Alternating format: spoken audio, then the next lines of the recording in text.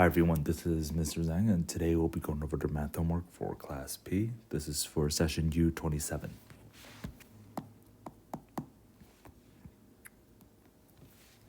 For number 9, a lift can carry either 12 adults or 20 children. What's the maximum number of children that could travel in a lift with 9 adults? So here you have this lift, which is an elevator, and there's a weight load. So the total weight that it can carry is 12 adults or 20 children. And this is the maximum weight. So to figure out the weight of one adult in terms of children, you can divide both sides by 12. And they'll give you the comparison, the unit rate, where if you do 20 divided by 12, you can divide by 4, which gives you 5 over 3, or about 2 2/3. So one adult will weigh 2 2/3, 2 2/3 times a child. Or you need 2 2/3 of a child to equal to one adult's weight. Now, since you have 9 adults here, that means that you still have 3 adults left.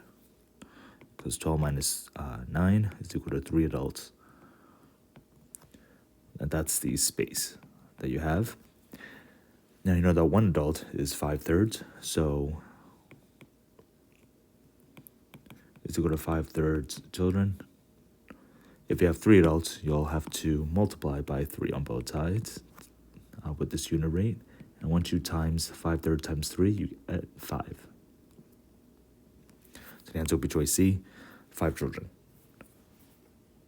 So here you have to find the unit rate. And once you find this unit rate, you can then compare using a proportion. Next, for number 10, which of the following is made using more than one piece of string? So here you just have to trace the string around. So you start with one piece, this goes to the back, and you end up here. So 1 will require 2 pieces. So C is wrong because it doesn't have 1 in it. E is also wrong. Then for 2, again, you start tracing.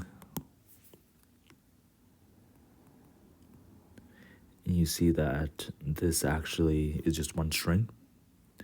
So that can't be the answer. So D is wrong because it has 2 in it. 2 only takes on one string, not more than one. And then for 3, 3 is also more than one piece of string. And then for 4, you just trace this.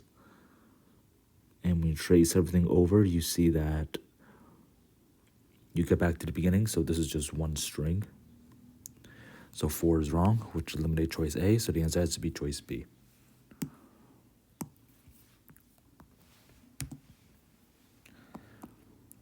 Next, for number 11, for how many positive whole numbers does a squared and a cubed have the same number of digits? So you must go through the positive numbers, and it's really helpful if you make a chart. So if a is equal to 1, 1 squared is equal to 1, and 1 cubed is equal to 1, so this is one digit. And if I have a equals 2, 2 squared is equal to 4, and 2 cubed is equal to 8, so this is 2 digits. And you'll notice that at some point, the a cubed will be much faster. For example, if you try 3, you get 9 versus 27, so this doesn't work. But if you try 4, you have 16 and 64, so this is 2 digits each. And if you try 5, you have 25 and 125, so again, that doesn't work. And then try 6, you have 36, and then this will be 216. So you see that very quickly, the a cubed gets much bigger. When a squared becomes 2 digits or 3 digits, that's 10, because 10 squared is 100, but then 10 cubed will be 1,000, so that's way too much. So there's only 3 numbers, 1, 2, both of which are 1 digit, and the number 4, both of which are 2 digits. So the answer is choice B. And it helps if you make a chart A cubed is exponential, so it gets really large very quickly. Next, for number 12, what is the minimum number of dots that must be taken away from the picture so that no three of the same dots lie on a straight line? So you can make straight lines horizontally or vertically, or also diagonally as well. So you want to make sure that these three dots aren't on the same. So you want to keep removing dots. So if you remove one from each column and one from each row, for example, if you remove the first dot, the third dot here,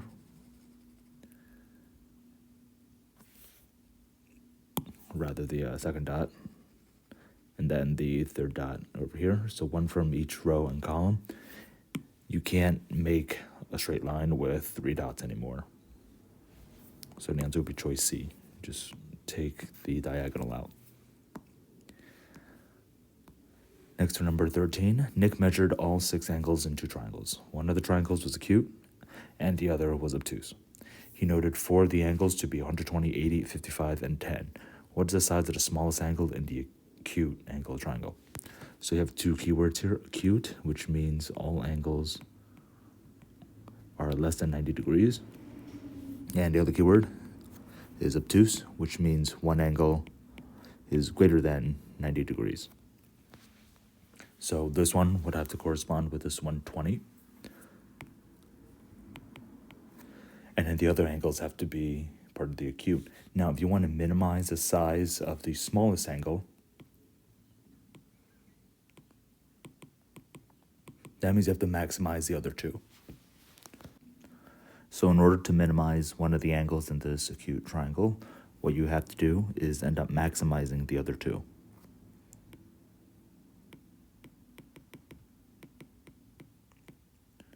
So the other 2 angles that are really large, that has to be less than 90, would be this 80 degrees and this 55. So you'll have to put this 80 degree angle here and this 55 on the other side. That way, this acute triangle, you are maximizing the last angle. And you know that all triangles add up to 180 degrees. So if you do 85, or 80 rather, plus 55, you get 135, and 180 minus 135 will be equal to 45 degrees. And that's choice A. So here you have to use a couple of facts. Acute triangles are all less than 90 degrees. Obtuse has one of the angle greater than 90 degrees. And a triangle, the 3 angles add up to 180 degrees. And to minimize one of the angles, you have to maximize the other ones. Next to number 14, what fraction of the largest square is gray? So it's a little tough to see, but the gray pieces are here. These wedge shapes.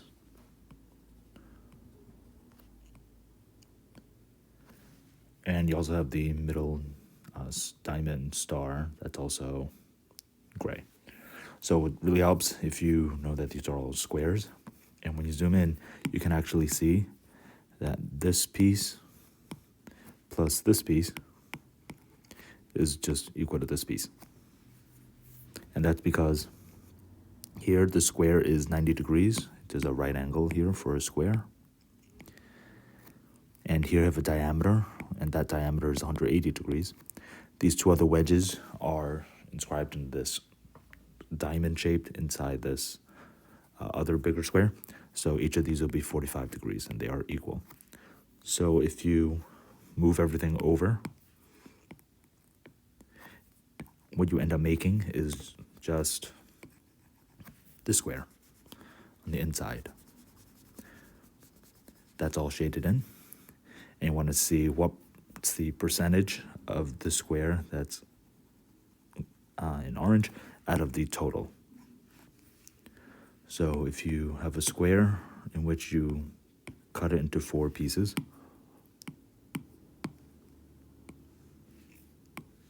and you cut each of these into smaller pieces again, you can count the number of pieces out of the 16. And the middle 4 will be out of the 16, and this would be 1/4, or 25%. And that's choice A. So everything's super symmetric here, and you can take advantage of the symmetry to figure out the percent of the gray that was shaded in. Next one, number 15. On an island of truth tellers and liars, there are 25 people standing in line. The person at the front claims that everyone standing behind him is a liar, but everyone else claims that the person in front of them is a liar. How many liars are in this line? So truth tellers always tell the truth, liars will always lie. So you have 25 people standing in line. You don't know who's telling the truth. Two things can happen. Let's start with the person in front. Either the first person is telling the truth or they're lying.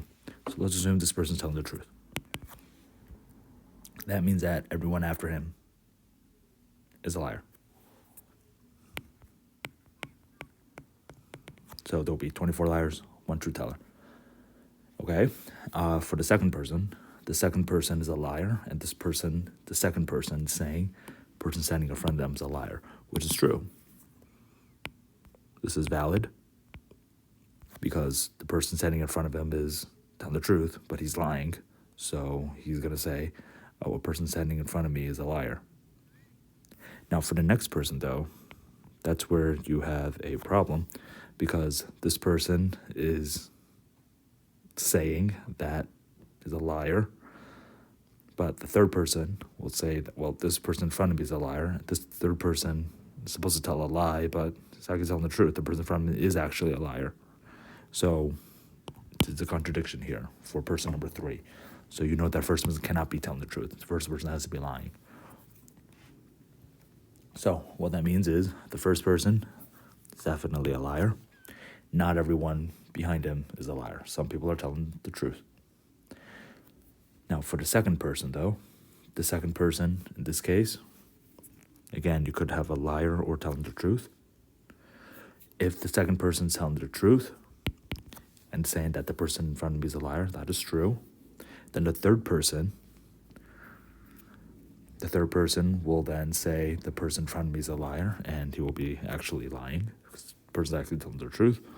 And then the person after that will be saying the truth, the person in front of me is a liar, and you kind of see this pattern. So you'll end with L because it's an odd number. So there'll be 13 liars, starting with the first one, and there'll be 12 truth tellers. So the answer is choice C. It's LT, LT, LT, LT 25 times. So they just alternate. Next, for number 16, in the diagram opposite, there's an object with 6 triangular faces. So each of the corners, there's a number, 2 are shown, this one and this 5. The sum of the numbers on the corners of each of the faces are the same. So all the faces are triangles. So what's the sum of all 5 numbers? So if you start with this triangle here that I have in the front, you don't know what this number is, so you can call that x. So you know that 5 plus 1 plus x will be the total, or 6 plus x. And that has to be the same total. But if you see, and you redraw this triangle out this way, if you look at a triangle at the top but in the back, you also have 1 and 5, but you have this other mystery number, so that has to be the same x. Now once you have that, then you can use the triangle on the right here, on the top right. This will have 1, x, and x. And here's your equation. You have 2x plus 1 is equal to x plus 6. And here you could subtract x from both sides, subtract 1 from both sides, and you get that 5 is equal to x. So you know that x has to be equal to 5. So if you just replace 2 x's with 5's, then that means the bottom one will also have to be a 1, just a mirror image of the top. So here, everything adds up to 11. All these triangles. So this triangle adds up to 11. this triangle adds up to 11, etc. One thing to keep in mind, the middle triangle doesn't really exist. It's not a face. So the middle triangle adds up to 15, but this is not a face. So it's actually perfectly valid. So in this case, the 5 shapes will be 5, 5, 5, 1, and 1. And the total here is 17. Choice C. So here's a summary for this first page.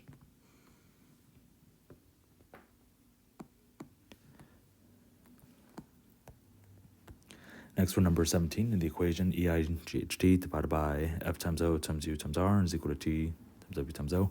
Each letter represents a certain digit. The same letter represents the same digit each time. How many different values can the expression THREE be multiplied have? So here you can just simplify a couple things. Here you can put this over 1 as a denominator on the right. So you see that T shows up in both, so you can divide by that, and T would be gone. And what that means is E times I times G times H divided by F, O, and U is equal to W times O.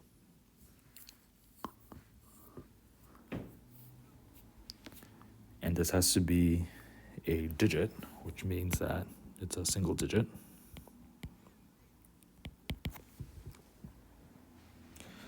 And O does show up twice.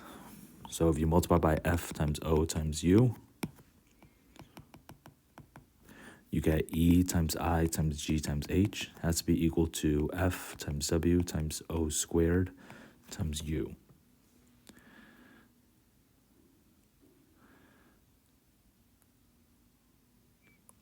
So here you want to figure out how many different values can the expression T times H times R times E have. Here you want to see how you can rearrange the letters so that you have these numbers in which they are equal.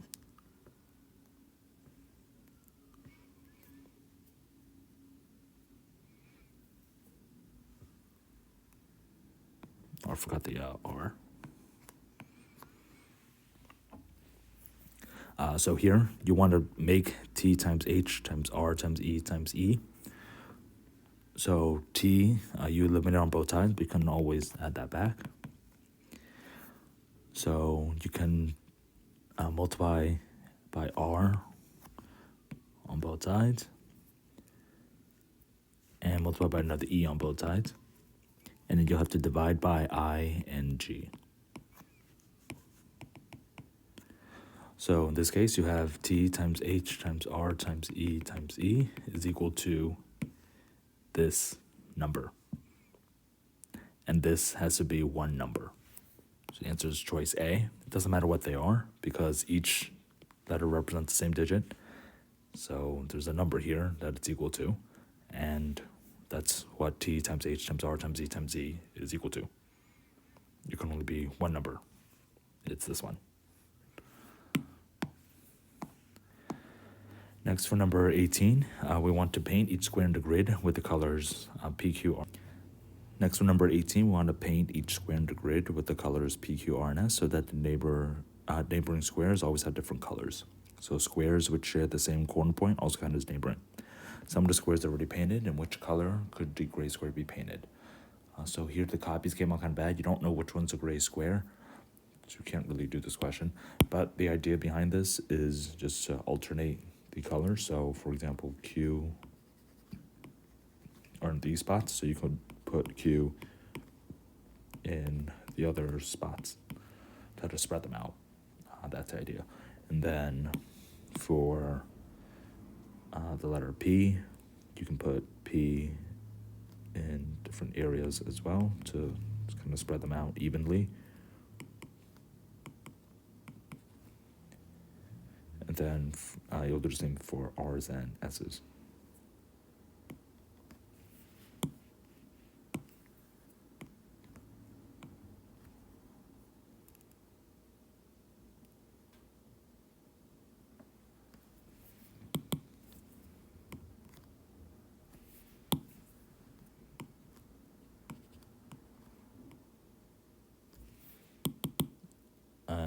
eventually you'll just fill out something.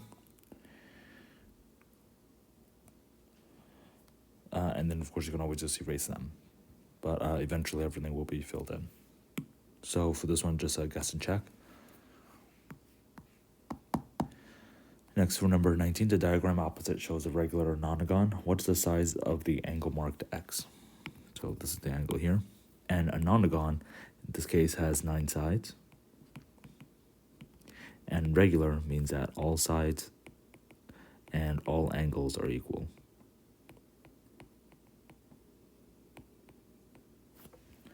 So it's a regular shape, which means all these sides are equal. And more importantly, all the internal angles are equal as well. And the formula to figure out the sum of all the angles inside n-sided polygons. Here you just pick a point and just draw smaller triangles, each of which adds up to 180. And you can see that there are 1, 2, 3, 4, 5, 6, 7. So there are 7 180s in here. So this formula is n minus 2 times 180. And 9 minus 2 is 7. That's where the 7 comes from. If you split this into 7 triangles, each of which adds up to 180. So you'll just do 180 times 7 and get 1260. So the total is going to be 1260. Now, because this is a regular polygon, that means that all the angles are equal. So you can do 1260 divided by 9, and that will give you each of the angles.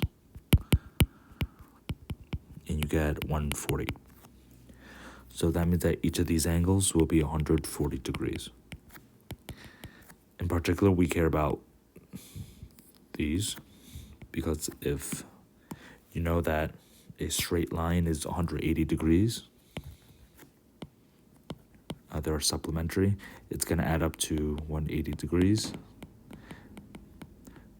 That means you can take 180 minus 40 to get 40 degrees for these two exterior angles, these acute angles. And then the last piece of info you can use is that you have a full circle here, and a full circle is 360 degrees. So if this full circle is 360 degrees, you can take 360 minus the 140 to figure out the reflex angle will be 220.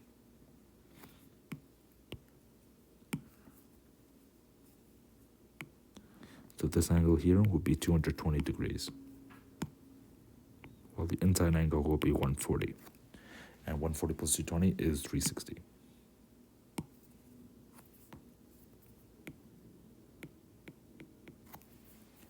So once you know all the angles, then you can use the fact that a quadrilateral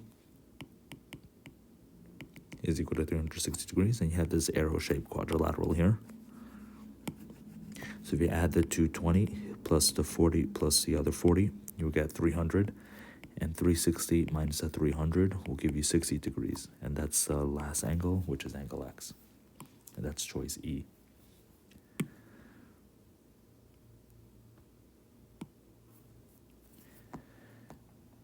Next, for number 20, a pattern is made out of the white square tiles. The first 3 patterns are shown. How many tiles will be needed for the 10th pattern?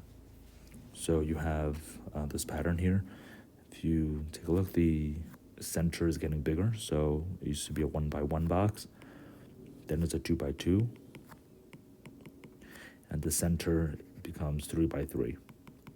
So the 10th box will have a 10 by 10 center. And this will be shaded in or empty. Again, you have to assume none of these are shaded or anything. But some of them looks like they might be shaded. Either way, you want to find the pattern. So here, to figure out the pattern, you can actually draw the square that surrounds the central hole. And it's always a distance of 2 outside. Up, down, left, and right, there's always a 2 greater. So it's kind of like a walkway around a pool or a picture frame. So this bigger square will be a 1 plus a 2 plus this other 2 will be a 5 by 5. If the inside is a 2 by 2 hole, you add 2 on either side. That will be a 6 by 6. And if you have a 3 by 3 in the middle, that would be a 7 by 7. So you just count forward here. So if you have a 10 by 10, that would be a 14 by 14. Because you just add 2 to either side. So if you add 4, you'll get the big hole, and you have to subtract the corners. So there's 4 corners here. So it's 14 by 14, which is equal to 196. Minus the 4 corners, that will be 192. And subtract the 10 by 10 hole, which is 100, and you get 92 left. So assuming everything is white, it would be choice D. But again, some of these are probably shaded in, so you can't really tell. You would just have to count, which ones are shaded in, and then subtract that. So there is a type on the answer key. You really couldn't do this question at all because part of it, I'm assuming, is shaded. All right, next one, number 21. A beetle walks along the edge of a cube. Starting from point P, it makes first moves in a direction shown. At the end of each of the edge, it changes its direction in which it turns, turning first right, then left, then right, etc. How many edges will it walk before it returns to point P? So keep in mind that the beetle's on the outside.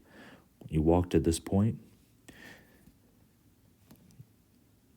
you have the right here, and the left will be here. In this case, it will turn to the right. So it's going to turn down. It'll end at this point. And now you're facing down. So if you're facing down, your right will be over here. Again, you might want to turn this paper upside down. Your left will be here.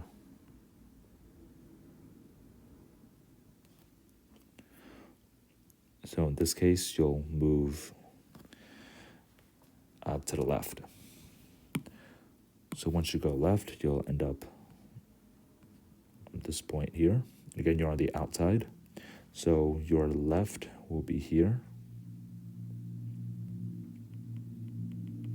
And your right will actually go into the back. And you want to turn right. So this will be your turning right. You'll turn right onto this line. And from here, your right will be here, and your left will be towards the top. And you want to go towards the top. And finally, here, again, you're on the outside. Your right will be this way, and your left will be this way. So you want to turn back right to P. So if you want to trace the path, you went from 1, 2, 3, 4, 5, 6. That's choice C. Again, keep in mind you are on the outside, and you just have to take into consideration the direction on the outside.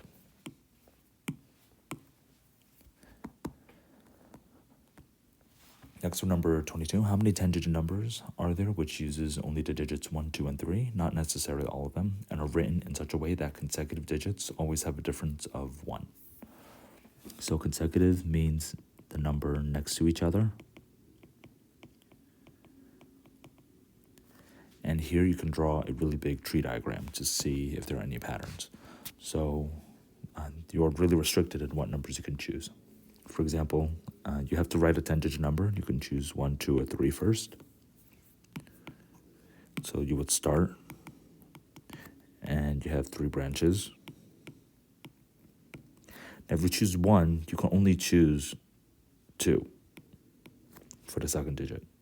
But if you choose 2, you can choose 1 or 3. And if you choose 3, you can only choose 2. And then for the next number, if you choose 1 then 2, then you can branch out to 1 or 3. But if you choose 1, you have to choose 2. If you choose 3, you also have to choose 2. Because numbers have to have a difference of 1. And if you choose 2, you can have 1 or 3. And then you kind of see the pattern here. If you have 1 to 3, you must choose 2 for the next number. But if you have 2, you can then choose 1 or 3. So you see that the number 2 will either be first, third, fourth, etc., or first, third, fifth. Or if you choose the 1 or 3 route, it will be second or fourth or sixth. Essentially, half the numbers will be 2. So then you can simplify this as just a regular,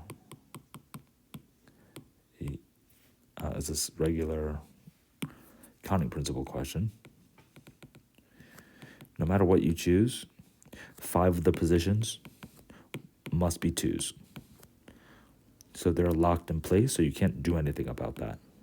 The only thing you can choose are the 5 numbers that are either in front or between them. And each of these, you can only choose 1 or 3 in the other 5 positions.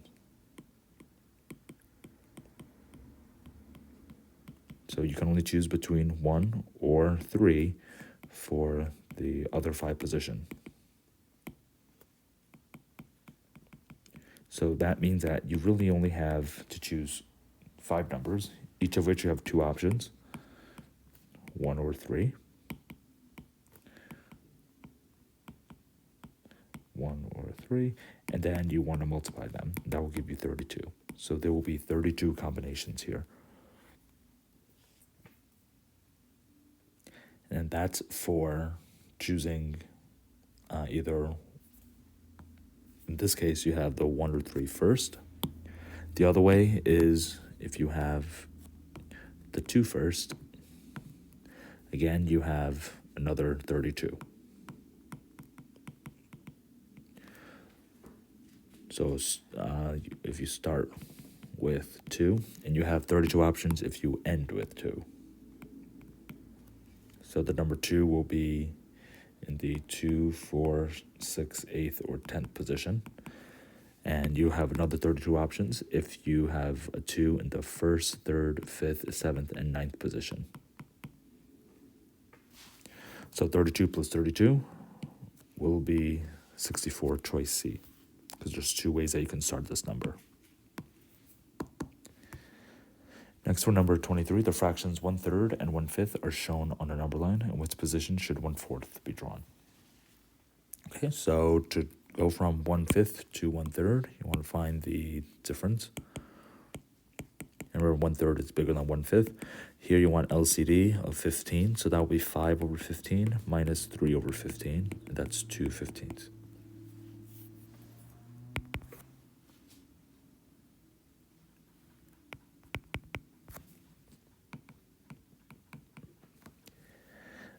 Either way, you have 2/15, and you're splitting this into 1, 2, 3, 4, 5, 6, 7, 8, 9, 10, 11, 12, 13, 14, 15, 16 spaces.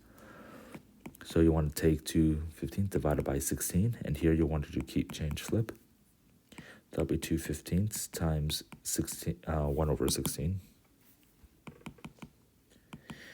And here the 2 will cancel out. This would be 1 over 15 times 8, or 120. So each of these spaces would represent 1 over 120. And it helps if you multiply each of these by 8 to have 24 over 120. And this would be 40 over 120. And now 1/4 you can rewrite as 30 over 120. So this number will be 24 out of 120. This number will be 40 out of 120. So you have 25, 26, 27, 28, 29, and 30. Here, A corresponds with 30 over 120, which is 1/4. So that's choice A. So here you take the distance between these 2 numbers, which is 2/15.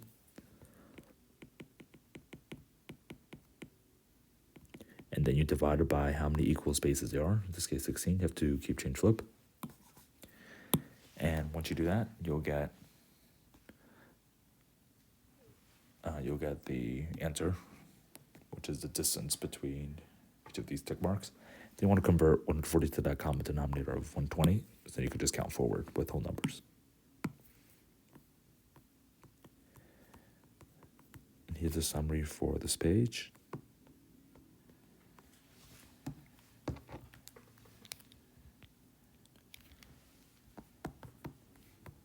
Next, for number 24, a cube is cut into 3 directions as shown. to produce 8 cuboids.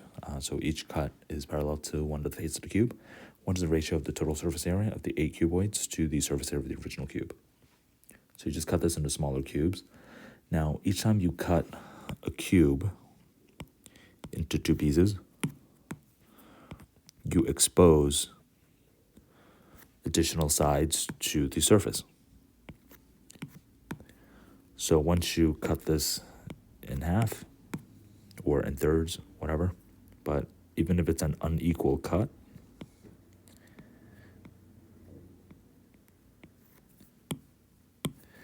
you end up making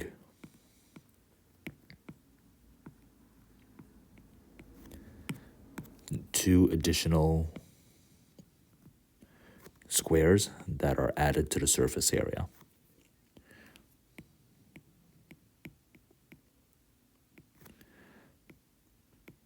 So if you want to paint the sides or if you want to gift wrap everything, you have to gift wrap or paint 2 additional squares.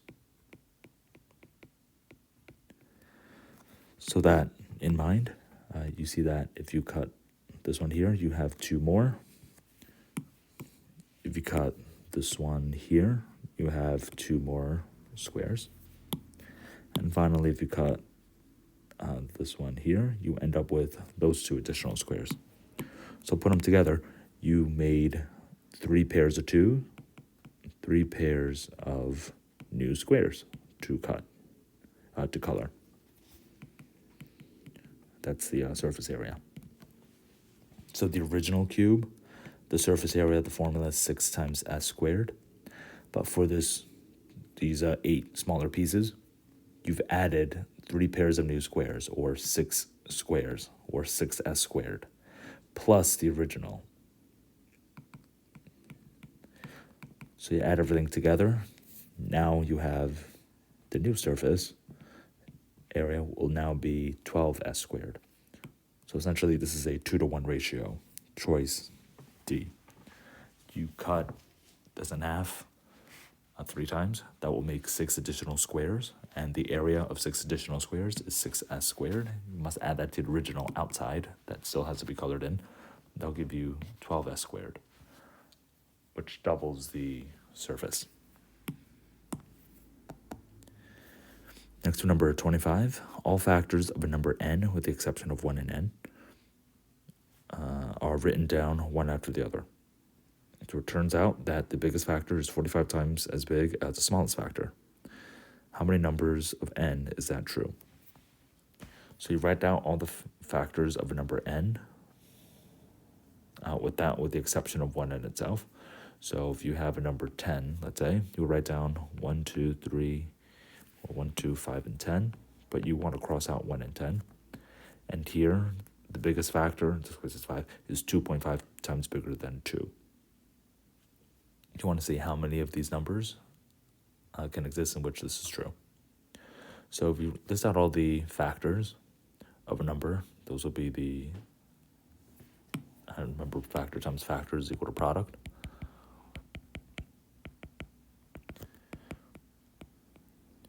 Now, you can't have 1 as a factor, so it can't be 1 and 45. So your number will be the next one. So instead of 1 and 45, you will want to try 2. So 1 and n you get crossed out. So the next one will be 2. And 45 times bigger than 2 is 90.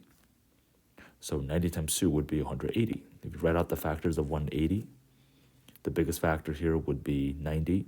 The smallest factor here would be 2. So 180 is definitely one of the numbers. And now for the next number, you can also try 3 as a factor, assuming it's not even.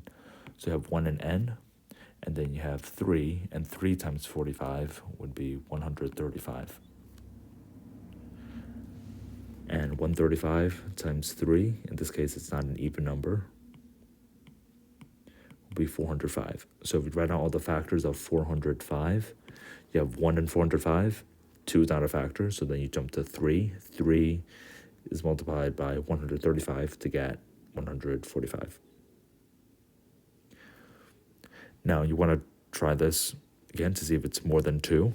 You eliminated A and B. If if you try 4 as the next factor, you see that, well, 4 has a factor of 2 in it, so the next even number, it's not going to work because you'll have 2 as the smaller one. So there's only 2 numbers here. The next number, 4, or even a 5 won't work if you try 5 times 45.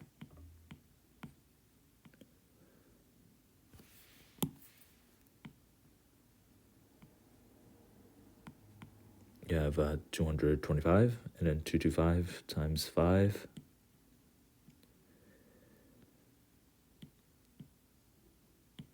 Will be 1125. And you write out the factors of 1125.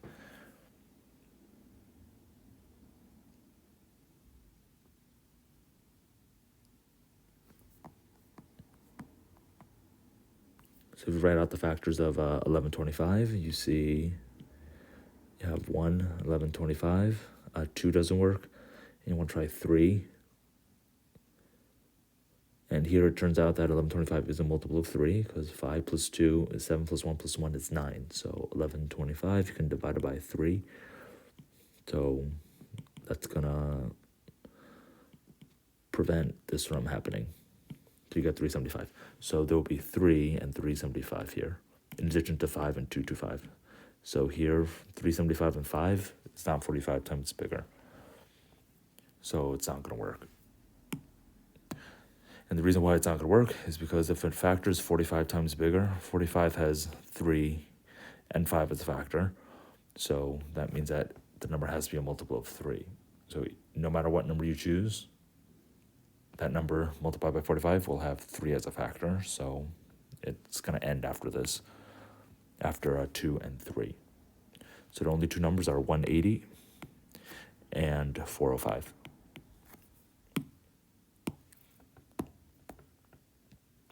Next, for number 26, a square is cut into 2009 smaller squares.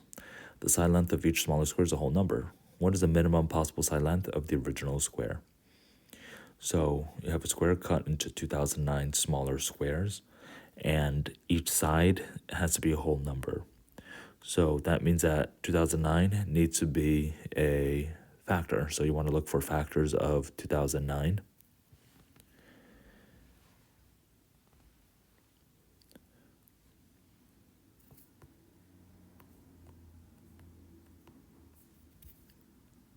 So if you take a look at 2009, in terms of the factors, you can split this into, actually for each of these squares, it doesn't have to be the same length.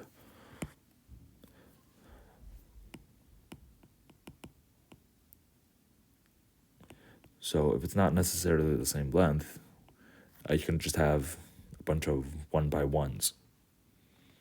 So if you look at just the smallest possible value, look at 44. 44 times 44.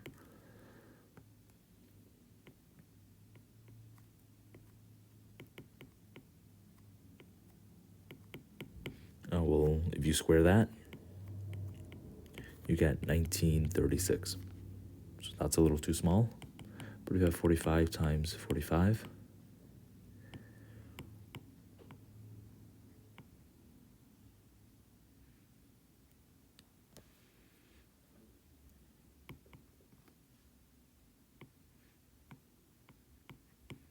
You have 2025, which is bigger than 2009. So you can have 45. Because you can have a bunch of 1x1 squares, and then the leftovers will just be a perfect square. So if you take 2025, subtract by 2009, you have 16. So you have one square that's a 4x4, and the other ones are 2000. The rest will be 1x1s.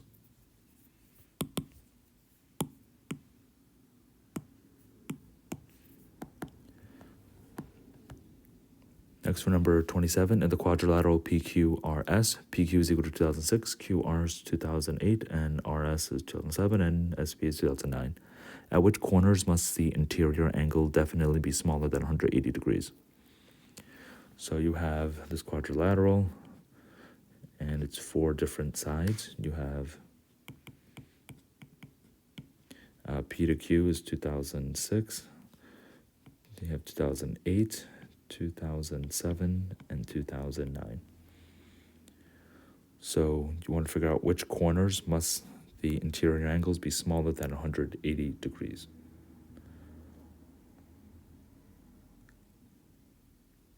So here, this is relatively square. And in this case, if you want this quadrilateral to be smaller than 180 degrees, you want to see how you can rearrange this so that one of them is equal to 180 degrees, because that could actually be possible. If you take two of these sides, for example, you can make this more or less like a triangle. If you add, let's say, 2006 and 2008, you got 4014, and then 2009 and 2007, that's 2016. So that means that if you put P, Q, and R, that's perfectly flat.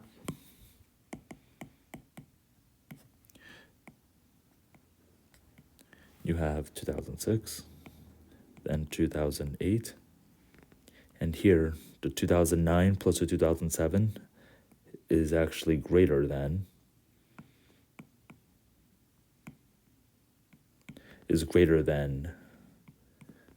PR. And this is the triangle inequality theorem, which states if you have a triangle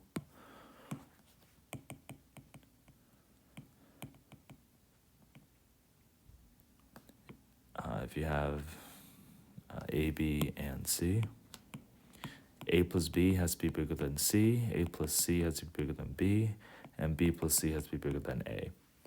So you can use a variation of that here by combining two sides together. So here, you don't know that PQR has to be smaller. So here I just rewrote the question. Again, I just redrew the square here, or the square shape, and then I made PQR, this piece, a straight line, or 180 degrees, and then you can apply triangle inequality theorem, which is that if you add two sides of a triangle, it must be bigger than the third side. I applied it to this potential triangle. You can see that these two sides, 9 and 7, you add them together, that's equal to 16, which is greater than the 8 plus the 6. Now, I actually took a shortcut. I removed the 2000 because you don't really need the 2000 here. They're all in the 2000s. You're really just comparing the ones place. So what this means is that PQR could be a straight line. So from here, then you just go to the other side. Let's try Q to S and make this QRS the straight line. So that would be P to Q was 6, then 8, then 7, then 9. And here you want to see if 9 plus 6 is greater than 8 plus 7. And this is 15, which is not greater than 15. They're equal. So this means that angle R cannot be 180 degrees because this triangle doesn't exist. So we know that R can't be 180, so you can eliminate choice C. You must have R as one of the choices. You can also eliminate choice E because it incorrectly has Q in there. And also choice B. And also choice A.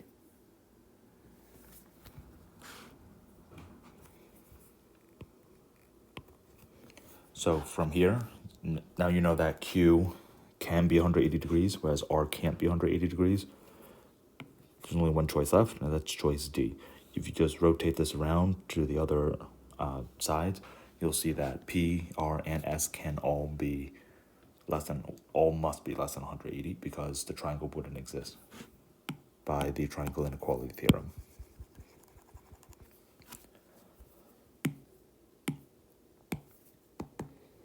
Next Next one, number 28. I have a 6x6 square and a certain triangle. If I lay squares on top of the triangle, I can cover up to 60% of the area of the triangle. If I lay the triangle on top of the square, I can cover up 2/3 of the area of the square. So for this question, it helps if you draw the different shapes. So here, if you have a square on top of a triangle, you can cover up most of the triangle. But if you do the opposite, put a triangle on top of the square, you can actually cover up the square. So we actually know the area of the square. So let's start with the second part. You have the square that's 6x6. So the area here is 36. And this triangle, you don't know what the shape is. So part of it will cover up the square, and the part that gets covered up is 2/3. So 2/3 of the square's area gets covered up. The area of the square is 36, so that means that 2/3 of 36, that's equal to 2/3 times 36. And you cross simplify, you get 12 times 2 or 24. So this piece that gets covered up will be 24. Now, if you put it the other way, it's the same area. If you put the triangle, you put the square on top of the triangle, but this time you only cover up 60% of the triangle. So if you put the square on top of this triangle,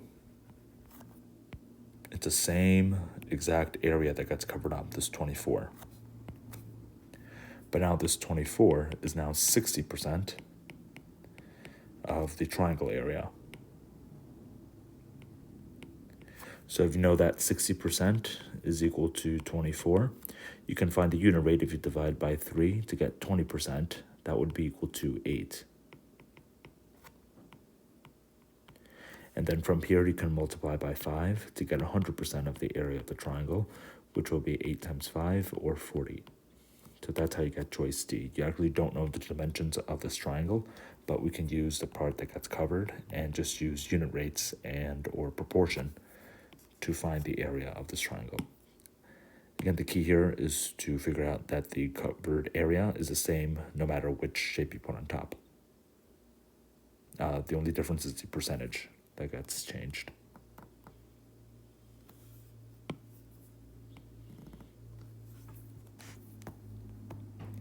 Next, for number 29.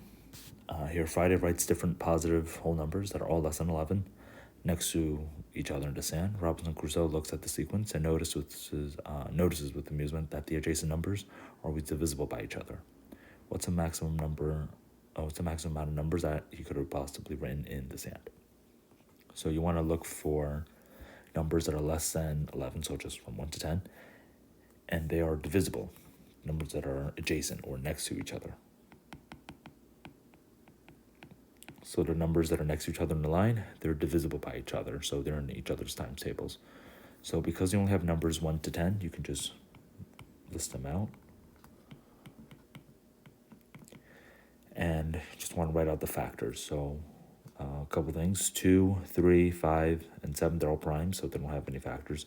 This 4, it must be next to a 2, because 4 and 2, 2 is the only factor of 4, 2 times 2 is 4. Or it can have 1 as well. Everything could have 1 in it, because anything's a multiple of 1.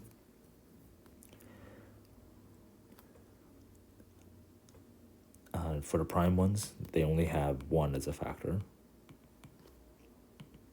So 7 must be next to 1, 5 must be next to 1, 3, and 2 must be next to 1 as well. Now 6 could be next to 1, 2, or 3. 8 could be next to 1, 2, or 4. 9 could be next to 1 or 3. And 10 could be next to 1, 2, or 5. So here you just write out the number pairings, and then you just want to combine them all together. So for example, if you start with 10, if you have 10, you must have a 2 or a 5 next to it. Okay, and then from here you can just start building them up. If you have a 9 must be next to a 3. And then 8 can be next to a 2 and a 4. So you see that you can have this here. If you replace this 2 over here. And then for 7, that has to be next to 1. But 6, you can have 6 next to 2 or 3. So from here, you can replace this 3 with 6 and then 2. So here you can make a longer chain if you replace this 8 and this 4 with a 6, 3, and 9. So that does make it a little bit longer. So we're just extending this chain here. And then for 4, that has to be next to a 2. So that's only 1. So you can't really change anything there. So right now I have a chain of 6. So use that chain and use this one. You still want to incorporate the 2 or the at least the 8 and the 4. So to connect the 8 and the 4, you can use a prime number 1, which really can go anywhere. And you put 1 next to the 5 or 1 next to the 9. Then you can put this 8 and the 4 next to one another. That gives you a chain of 1, 2, 3, 4, 5, 6, 7, 8, 9. So that has 9 numbers in here. The only number you don't use is 7 because that's prime. So the answer is choice D. The sequence will be 8, 4, 1, 5, 10, 2, 6, 3, 9. And you can rearrange this in different ways, but this is the general idea. You can put the 1, 4, 8 on the other end too.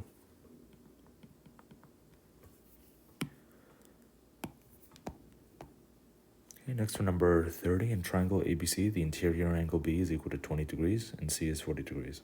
The length of the angle bisector through A is 2. You have to find out the difference between the side lengths of BC and AB. So here I want to start out with a triangle. And for this triangle, you know it's going to be obtuse because one angle is 20 degrees, that's B, and C is 40 degrees. So you know that a triangle adds up to 180 degrees. So you can do 180 minus the 60 and you get 120. So this top angle has to be 120 degrees. But what you have is an angle bisector, and this bisector will cut the angle in half.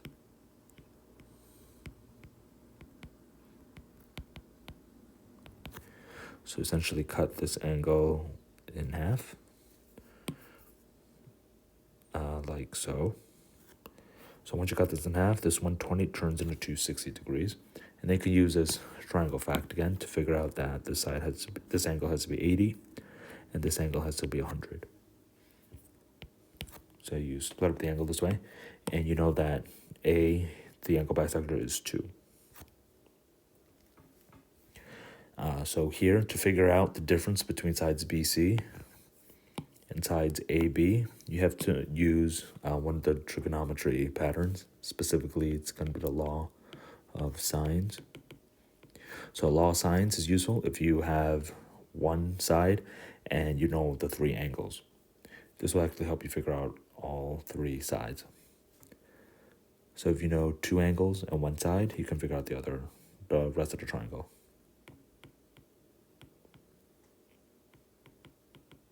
If you know 2 sides and you only know one of the angles, you can figure out the other 2 angles and the last side using the law of cosines. But here you have to use the law of sines, which states for a triangle A, B, and C, sides A, B, and C, and angles or point A, B, and C, so angles A, B, and C. You have the ratio of A divided by the sine of A is equal to side B divided by the sine of B equal to side C divided by the sine of C. And sine is a trigonometric function. You have to use a calculator for that or a table of values. Again, you can't memorize them because these numbers aren't the nice numbers of 30, 60, and 90. So you have to apply the law signs for this question. If you want to find side AB, for example, to find the side, you can call this x. So that would be x divided by the sine of 100, which is the opposite side. It's going to be equal to the known side, which is 2, this 2 here, and the fact that it's opposite, 20. So it will be 2 divided by the sine of 20. And this will be equal to this piece, which you can call y, over the sine of 60, which is the opposite here. And we need to know why, because this y part will give us a piece of BC. So I have to use a calculator. X would be equal to 2 divided by the sine of 60 times the sine of 100. And if you use your calculator, you have to multiply 2 times sine of 100. Make sure you're in degrees and not radians. Then you divide it by sine of 60. You get 2.2743. And then for y here, you have to cross multiply and then just solve for y. So y would be equal to 2 over sine of 60, or sorry, 2 over sine of 20.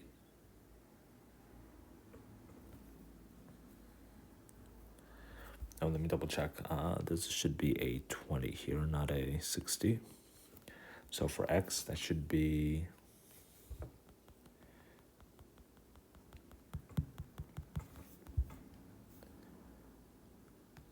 2 divided by the sine of 20. So let me go back. Times sine of 100.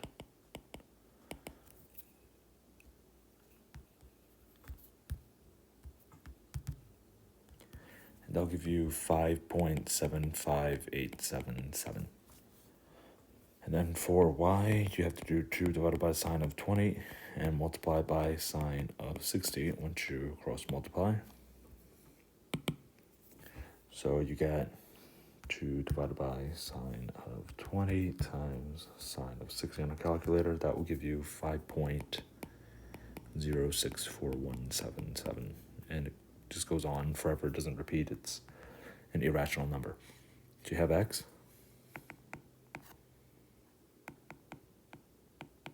And you have y.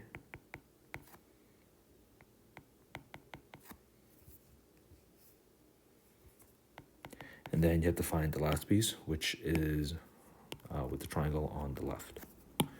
Specifically, this piece, which you can call z. So you know that z divided by the sine of 60, so using those two sides, will be equal to this 2 divided by the sine of 40, this side. So from here, you cross multiply. You figure out that z is equal to 2 divided by the sine of 40 times the sine of 60. Do you put that into the calculator?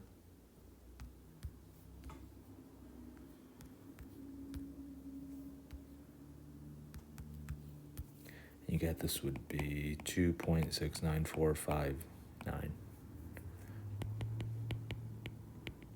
So if you take this and you add it to y, which is 5.06, 4177, you get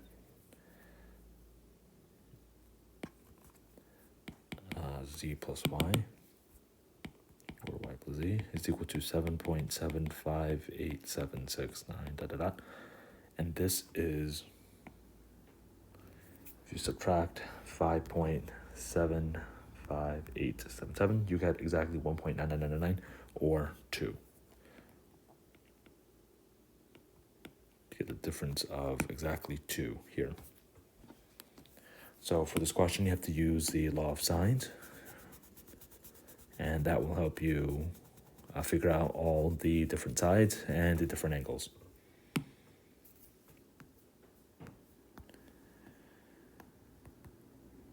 Okay, here's the summary for this page.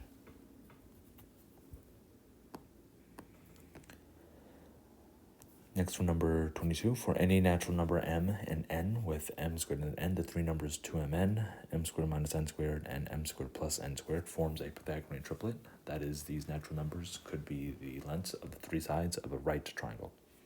If m is equal to 17 and n is equal to 11, what's the number of square units in the area of the right triangle formed using the above formulas? So I have to substitute in m 17, n is 11. So one of the sides will be 2mn, or 2 times 17 times 11, and that's 17 times 11, that's 374.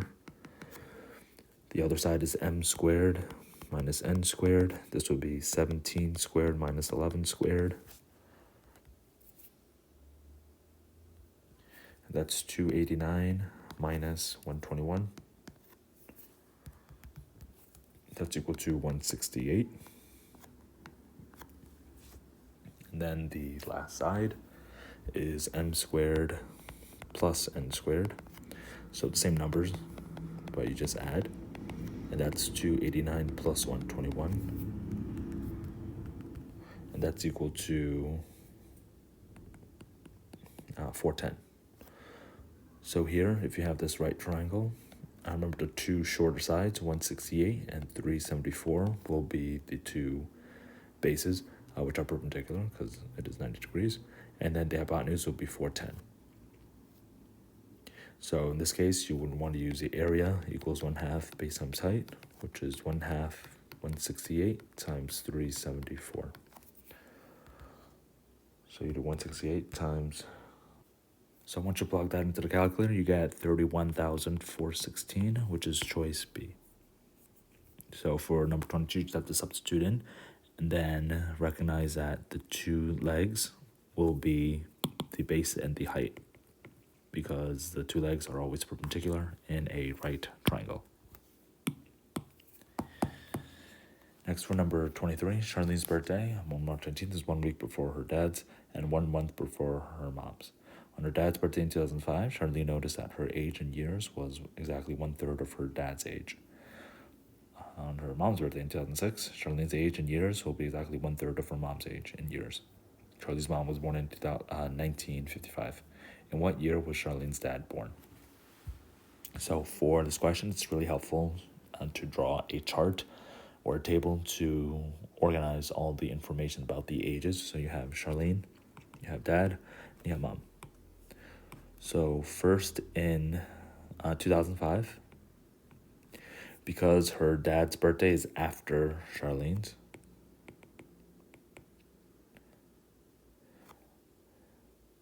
we don't know her dad's age, so that will be D. And for Charlene, she'll have some age C. But here, the equation here is that dad is equal to, or Charlene's age is 1/3 of dad's. So C is equal to 1/3 of D. Now, the next year in 2006, everyone will be getting 1 year older. So C will be 1/3 of D plus 1. Dad will be D plus 1. And a mom will be 1955 minus 2006. So 2006 minus 1955 is equal to 51.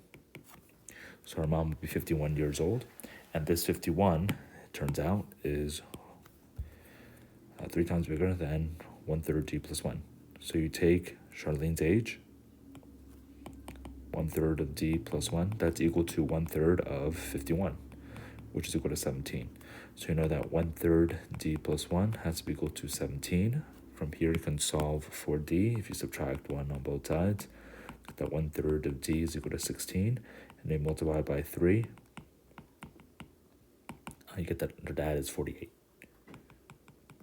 So if her dad is 48 in 2005, you can figure out how or when he was born. If you do 2005 minus the 48,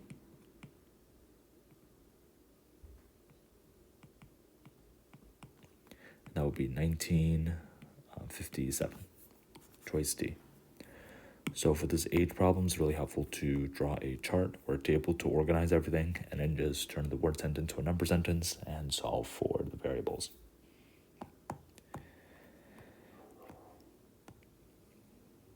Next, for number 24, the labels of two fair 6-sided dice are drawn or are shown in the network. So you have the net diagrams here. When these two dice are rolled, what's the probability that the number rolled on dice A, just a regular 1, 2, 3, 4, 5, 6, will be greater than the number rolled on die B?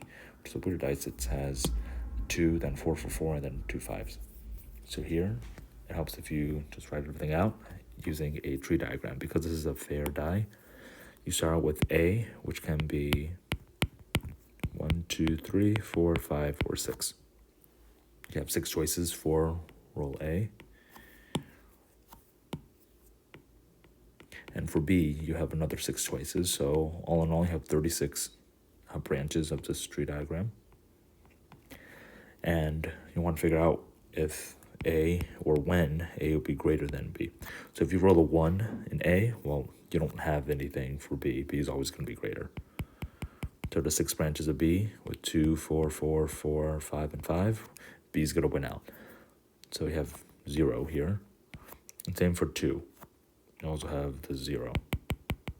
Now if you roll a 3 for A, you only have one branch where 3 is greater than B, and that branch is 2. If you roll a 3 for A and a 2 for B, you only have one branch in which A is bigger. And for 4, same thing. Out of these 6, if you roll a 2 for B, 4 would be greater. A would be greater. Remember, 4 is not greater than 4. But if you roll a 5 for A, then you have the 2 and the 3 4s would be A greater than B, because 5 is greater than 2 and 4. So this would be 4 branches. And finally, if you roll a 6 for A, then no matter what, you roll for B, 2, 4, 4, 4, 5, or 5. All 6 of them would work where A is greater than B, because 6 is greater than 2, 4, and 5. So you add those numbers together, you have 12 branches. So you have 12 possibilities out of this 36 total. So the answer would be 12 over 36, or 1/3. Choice B. So for number 24, you draw a tree diagram or a counting principle, and then you just make sure you have A greater than B.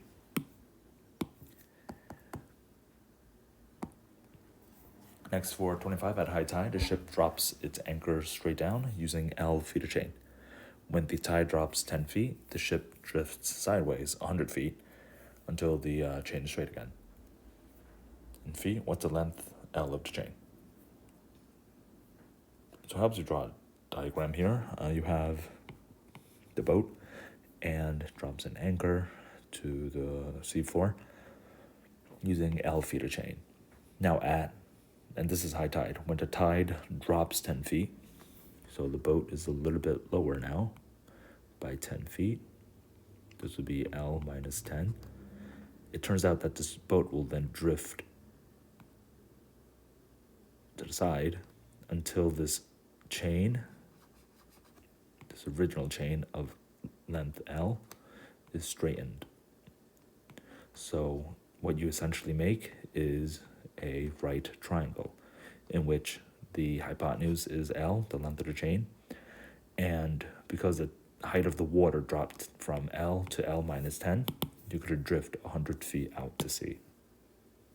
So to solve this right triangle, what you can use is Pythagorean theorem. And Pythagorean theorem states that A squared plus B squared has to be equal to C squared if you have this right triangle here. So in this case, if you apply Pythagorean, you have 100 squared plus L minus 10 squared has to be equal to L squared. And here you can FOIL the L minus 10 squared, and that will give you L squared for the first, and then minus 10L for the outer. The inner will be minus 10L, and the last will be 100. So you get L squared minus 20L plus 100, and you add that to 100 squared. And 100 plus 100 squared is 10,100. That's equal to L squared.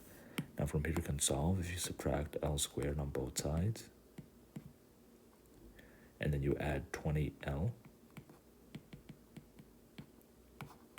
You end up with 10,100 is equal to 20 times L.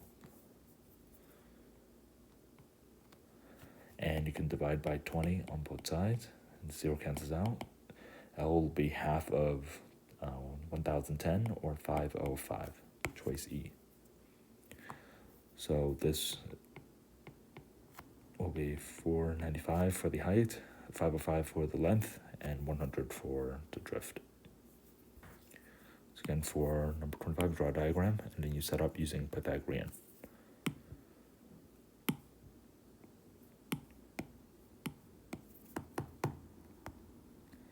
Next, for number 26, in a group of 12 students, the height of 7 boys are 160, 172, 158, 172, 180, and 152, and also 161. The height of 5 girls are those numbers. When a 6th girl joins a group, the median height of the boys and the girls are equal. What is the height of the new girl? So the median is a key word here. Median just means the middle number, but after you order the numbers. So for the boys, you have 152 is the shortest, and 158, then 160. Then you have 161, 2 172s, and then 180. So here, just cross out the 3 biggest and the 3 smallest. 161 is the median. So for the girls, you order them. You have 142 is the lowest, then 150, 158, 165, and then 170. So here, the middle is 158, but you want the median to be 161 when another person joins. So the next person will have to be here between the 158 and the 165. When you eventually cross them out, you see that there's 2 numbers in the middle, and if there's 2 middle numbers, the median is the average of the 2 numbers in the middle. So that means that 158 plus x divided by 2, which is the average, will have to be 161.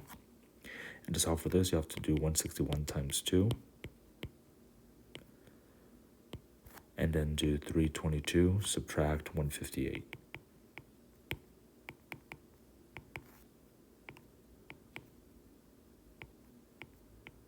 And you get 164. That's choice E. So if the next person is 164, the average of 158 and 164 will be 161. And that will be the new median, which will be the same as the boys.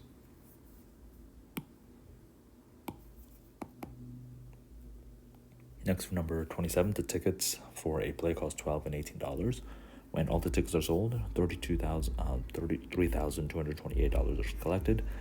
If exactly 1/2 of the $12 tickets were converted to $18 tickets, they would have collected $3,666. What's the total number of seats in this theater?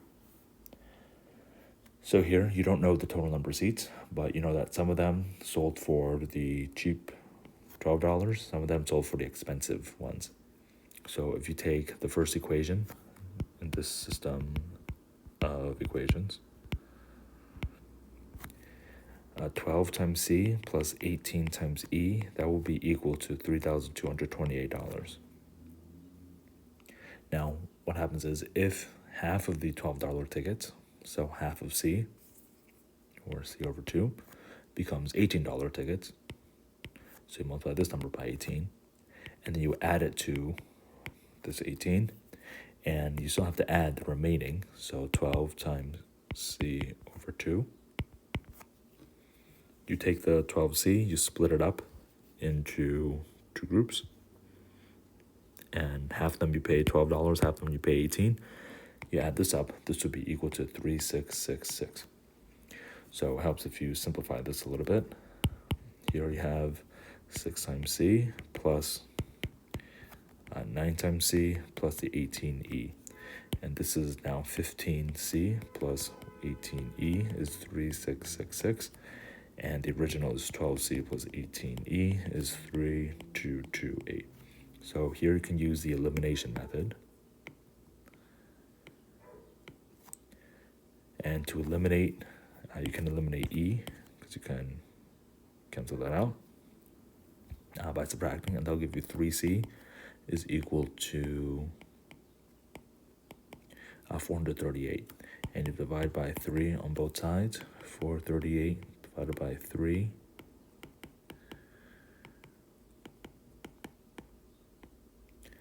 is 146. So you figure out that the number of the cheaper tickets is 146. So if the cheaper tickets was 146, you have to find E, the more expensive tickets. You can then take this, substitute back in, So you'll have to do 146 times 12 and add that to 18e, and that's equal to 3228. So if you do 146 times 12, that's equal to 1752 plus 18e, and that's 3,228. So if you do 3228 subtracted by 1752, you get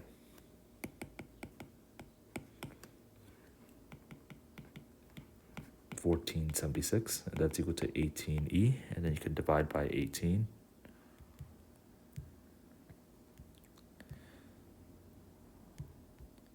And that'll give you 82. So you have to add this 82 plus a 146, and you get 228, and that's choice D. So here you have to do a system of equations, specifically the elimination method, and then you have to substitute back in to solve for both the variables and add them together. So here's a summary for this page.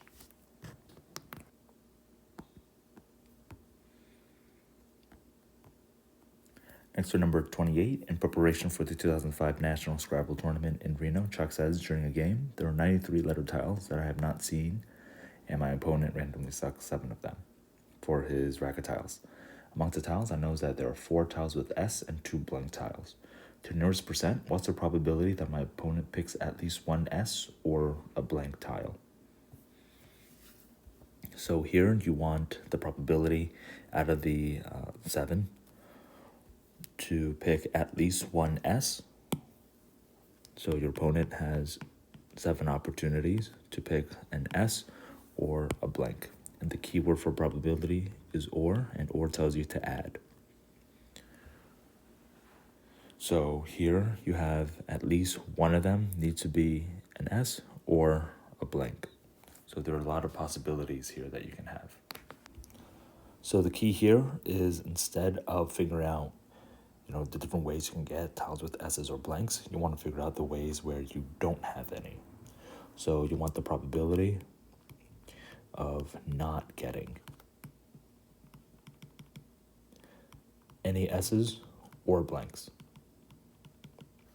So if there are 93 tiles, there are 4 S's and 2 blanks. That means that there are 93 minus the 6, or 87 tiles that are not those. And here you're not replacing, and because you're not replacing, you're going to want to subtract the denominator as well. So for the first one, the chance of you not getting an S or a blank will be 87 out of 93. Then for the second choice, you have 86 letters left, but you also have 92 to choose from, because you picked the letter that was not an S or a blank. After that, you have 85, then 84, 83, 82, and finally 81 on your 7th pick. And then the denominator also decreases. So 91, 90, 89, 88, and 87. And then you just want to multiply this out. So 87 does cancel out, so you can subtract that. And then you'll have to do 86 times 85 times 84 times 83 times 82 times 81. And on the calculator, that's something in the 338 billions, and you want to divide that by 93, then divide by 92, 91, 90, 89, and divide by 88. And you get the probability here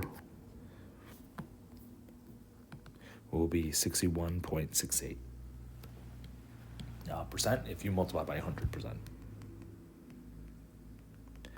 Now that's a chance of you not getting S's or blanks, so the chance of you getting at least one S or one blank will be 100% minus the 61.68%, and that's going to give you approximately 38%, and that's choice D. So here, the key to this question is to figure out the probability of you not getting an S or blank, and then subtracting that from 100, because the ways to get 4 S's or 2 blanks, you have to consider the probability of you getting one S or one blank or two S's, three S's, four S's, or one blank or two blank, and any combinations of those, which is too many to keep track of. So it's a lot easier to take 100% minus the probability of you not getting those, and then that will be your answer. Next one, number 29 on this magic star. The sum of any of the four numbers in a row equals the same number. What's the sum of A and B? So you add those two rows, for example, they'll be the same number. They both have the same sum. Now, you don't know what some of these are, but you do want to start with this row here. A, 2, 6, and 8 has three of them filled out. So A plus 2 plus 6 plus 8 is equal to A plus 4 plus B plus 2. So here the 2's will cancel out, the A's will cancel out, and 6 and 8 is 14. So 14 must be 4 plus B, so B has to be equal to 10. So you know that B has to be equal to 10. Once you have that figured out, then you can do this row and this row. So here you have 7 plus 4 plus 2 plus D is equal to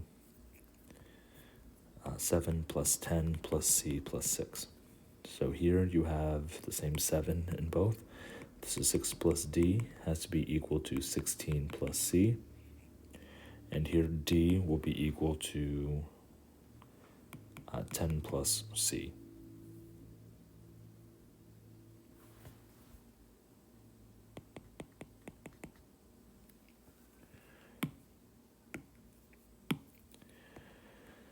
And then from there, you can do, actually you should have probably done this one first. So those two rows, let's use this color.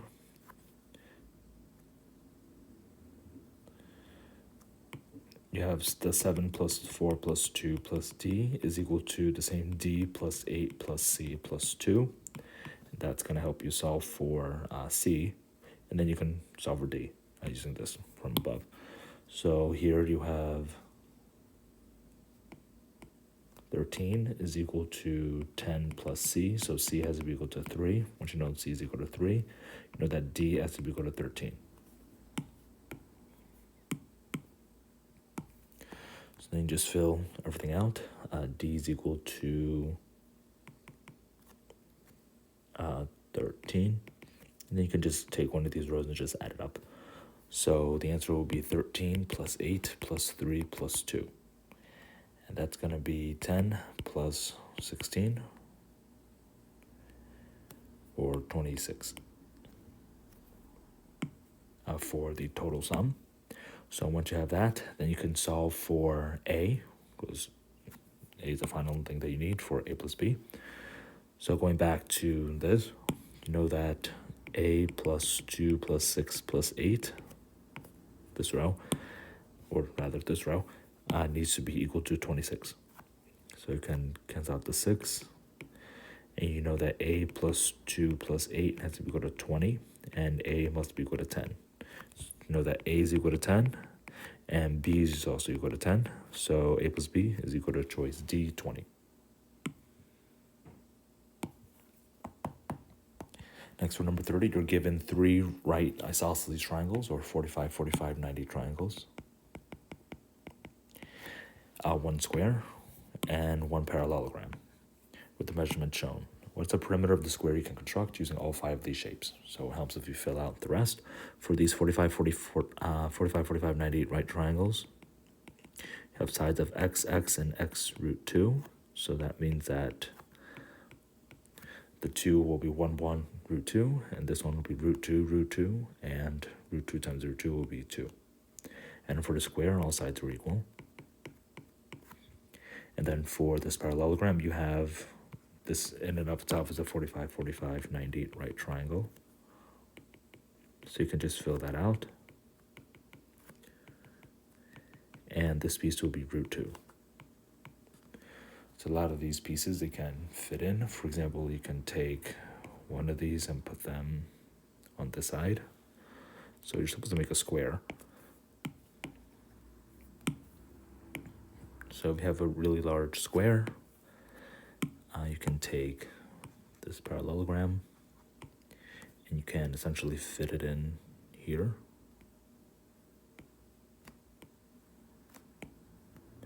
Because this piece will then fit right here.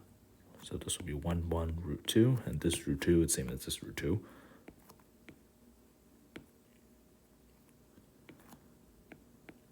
Okay, so you have those pieces fit in. This parallelogram essentially is made up of 2 of these triangles. Now, if you fill this one over here, then there's no way to get a triangle and the square to fit this rectangle on top. So you have to rearrange this a little. You can put this triangle such that it looks like this, where the root 2 is the same as this root 2, and then the side is equal to 2. And from here, you can kind of fill in the other shapes.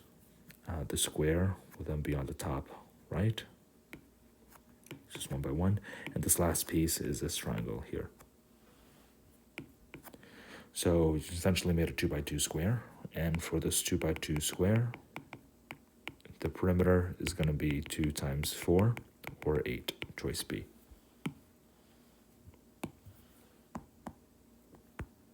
Next for number 31, from the 4th term on, each term of the sequence is generated by this rule. Each term is the sum of the previous 3 terms. So you have to add the 3 terms together to get the next term. What's the value of the term immediately following 179? So this number. So you don't know what the 3rd term is. It's 5, 9. You can call the last one x. Then the next term will be the sum of the previous 3. So that'll be 5 plus 9 plus x, or 14 plus x. Then the next term will be those 3 together, and that will be x plus x, or 2x, plus 14 plus 9, and that's going to be 23. And then you take these 3 and you add them together. You have x plus 2x, or 4x, plus the 14 plus the 23, which will give you 37. And then finally, you can get to that 179. 179 is going to be equal to these 3 numbers added together. And that's going to be, once you combine like terms, the x, 2x, and 4x will be equal to 7x. And if you add the 14, 23, and 37, that will be 74. So 179 is equal to 7x plus 74. You can solve the system of equations by subtracting 74 on both sides. You get that 105 is equal to 7x, and you divide by 7, you get that x is equal to 15. So once you know that x is equal to 15, you can solve for this number. This would be 30 plus 23, or 53. 4 times x, or 4 times 15, will be 60 plus 37, or 97. And you'll add 179, and that will give you 329, choice E. So you just start with x, and then just come up with different equations. You have to just combine like terms here.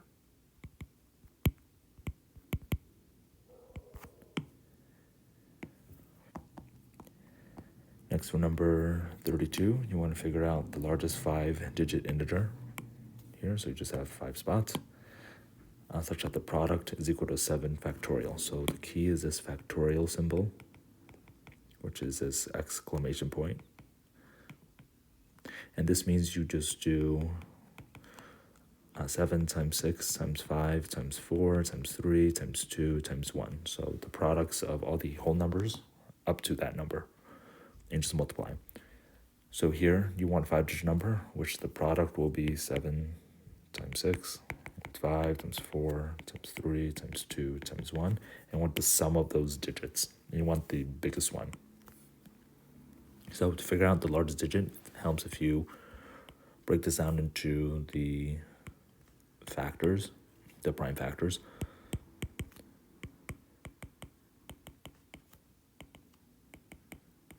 this 1 you can ignore.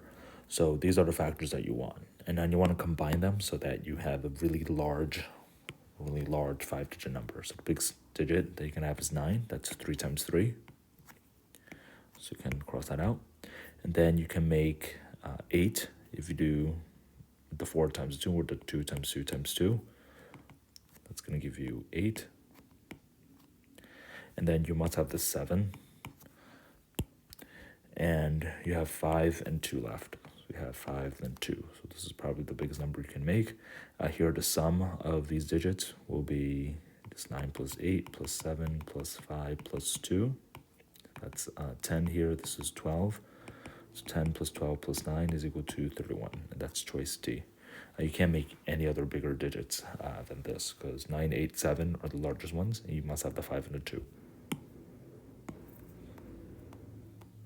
Okay, and here's the summary for this page. Next one, number 33. From a collection of 4 right-handed work gloves and 5 left-handed work gloves, you randomly select 3 gloves without replacement. What's the probability that you will select at least 1 right-handed glove and at least 1 left-handed? This is actually very similar to the Scrabble problem before. Instead of the 4 tiles with S and the 2 blanks, you just have right and left. So here, if you want at least 1, that's really tough to do because you can have RRL or a left, left, right, or a left, right, left, or any of those combinations. So what you want to do is you want to find the probability of all right and the probability of all left. And then add them up and subtract it from 100%. So it's just like what we did before. And this will be easier because you're, again, not replacing anything. And here, the probability of all right gloves, if you select 3, so you have 3 blanks,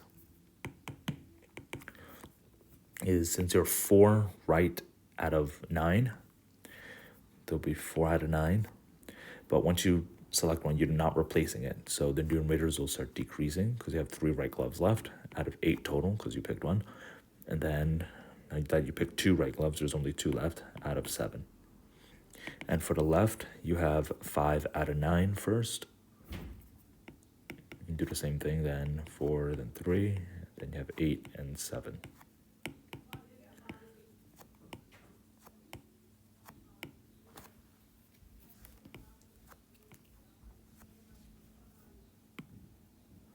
So from here, you want to multiply.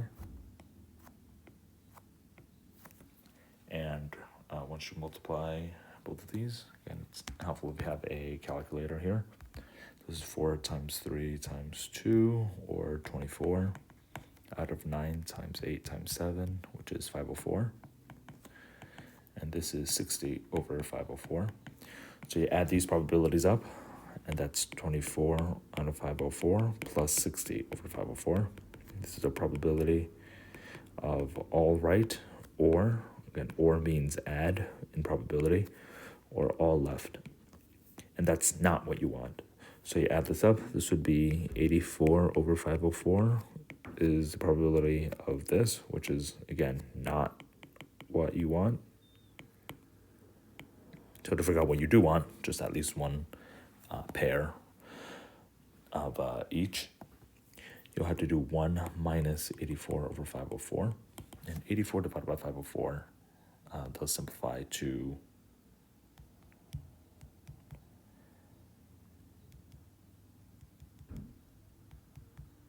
1/6. So this is 1 minus 1/6, or 5 over 6 left over. And that's choice E.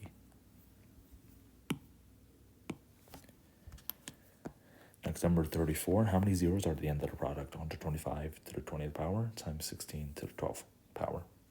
So here you want to use the laws of exponent that states a raised to the b power raised to the c power is a to the b times c. So in this case, 125 you can replace with 5 cubed raised to the 20th, and 16 is 2 to the 4th raised to the 12th.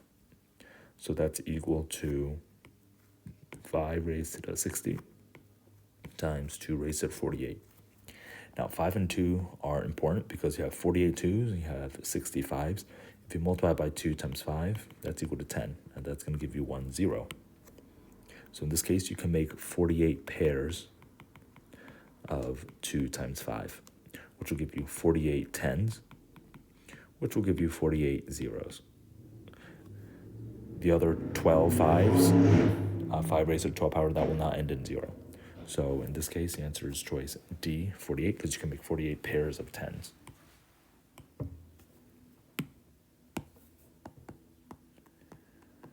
Next, for number 35, in this, assuming it's a triangle ABC, it can't be a square. AB is equal to 22, BC is equal to 35, and the measure of angle B is less than 90 degrees. So it's an acute triangle. If the length of side AC is a whole number of centimeters, what's the positive difference between the shortest and the longest possible sides of side AC? So you draw a triangle ABC, which is an acute triangle here. AB is 22, BC is 35, and this is less than 90 degrees. AC, you don't know what it is, you can call that X. Here you can use the triangle inequality theorem that we've seen before. And this triangle inequality theorem states that for all triangles, you add up 2 sides, it must be bigger than the third side.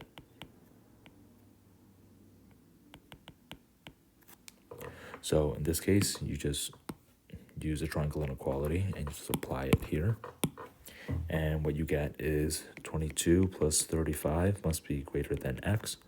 22 plus X must be greater than 35, and 35 plus X must be greater than 22. This last one is useless because 35 is already bigger than 22, so of course it's always going to be greater. But the top two are important. The first one states that 57 is greater than X, so the biggest that X can be as a whole number is 56. Again, it has to be a whole number. Now for the second one, if you subtract 22 on both sides, you know that X has to be greater than 13. So 14 will be the smallest possible value for X. And the difference between 56 minus 14 will be 42. Choice D. Now, if you look at this triangle, though, for the shortest side, or rather for the longest side, it turns out that this will be a acute. This has to be acute, whereas this would be an obtuse triangle. So 56 won't actually work. So in order to make this into a acute angle that is less than 90 degrees, you're going to have to change the problem a little bit. Now, because angle B has to be less than 90 degrees, you can assume what happens if angle B is equal to 90 degrees, and this becomes a right triangle. When you have a right triangle here for angle B, that means that you can use Pythagorean theorem. So a squared plus b squared is equal to c squared. So that will actually give you the true maximum for the third side. If you take 22 and 35, square both of them, and then add them up, that's going to give you 22 squared plus 35 squared will be 1709. And the square root of 1709 is 41.34.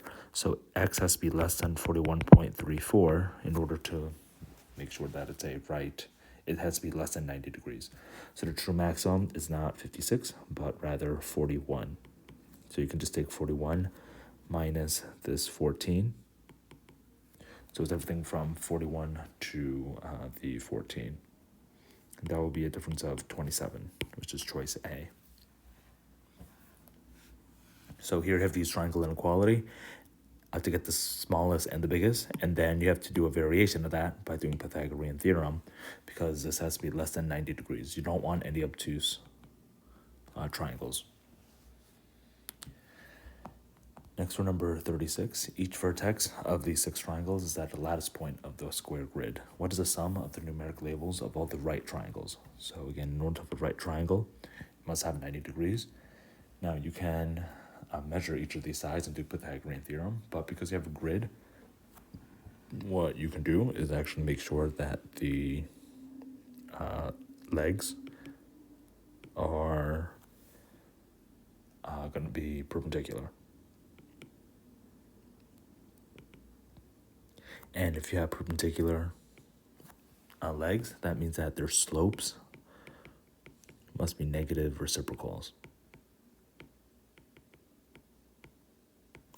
So in order for the slope to be a negative reciprocal, what you have to do is find the slope of the two legs. And that will ensure that they are 90 degrees. So for example, the easy one here is 1. 1 is definitely a right angle because that's a right angle. Same for shape number 2, because this is just 45, 45, 90. Each of these are the same. The two legs are equal. This is an isosceles right triangle. But it gets tricky for the other ones because the legs are kind of at an angle here. So for example, for triangle number 4, the rise over run for this triangle is 1/3.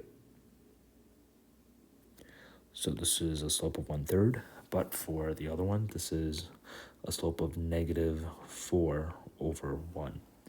And these are not negative reciprocals of one another. -4 over 1 is not a negative reciprocal of positive 1/3. So 4 is not a right triangle. For 8, you have this side, the rise is 1, the run is 2, so this is the slope of 2 over 1. And then for the other side, this has a drop of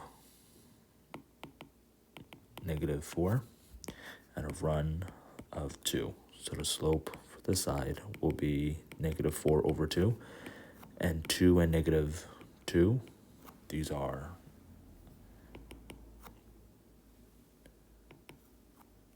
this should be a 1/2. These are, in fact, perpendicular. Negative reciprocals. So 8 is perpendicular. Next for triangle number 16, do the same thing. Here the rise is 2 and the run is 3. And then for this other side, the rise is -1, 2, 3, 4, 5, and the run is 3. And these are not negative reciprocals, so 16 is not perpendicular. And last but not least, for triangle 32, you have this rise over run equal to 1, 2, 3, 4 over 1, 2, 3, 4, 5, 6. So this is 2/3. And this other side here has a rise of -3. You go down 3 and you go to the right 2. So -3 over 2 is the negative reciprocal of positive 2/3. So 32 is a right triangle. So the 5 right triangles will be 32, 8, 2, and 1. You add them together, you get 43. So the key here is to find the slopes and make sure they're negative reciprocals. And remember, slope is rise over run. And you can do that quickly to figure out that you have 4 right triangles here.